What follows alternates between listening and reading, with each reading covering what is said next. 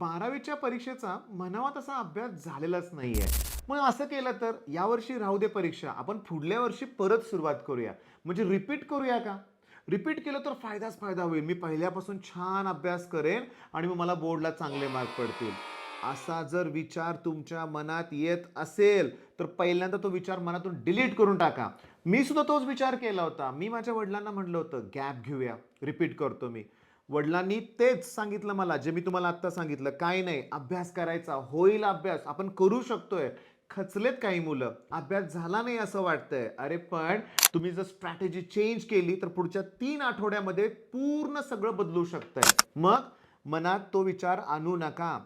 तुम्हाला जर काही डाऊट असतील, तर आमच्याशी कॉन्टॅक्ट करा. नंबर मी देतोय, प्रोव्हाईड करतोय. आम्ही पर्सनली तुमच्याशी बोलू.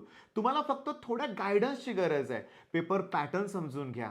विनाकारण कुठल्याही विषयाला घाबरू नका. कुठलाही पेपर अवघड नसतो आणि सगळे प्रश्न अवघड परीक्षेत येत नसतात.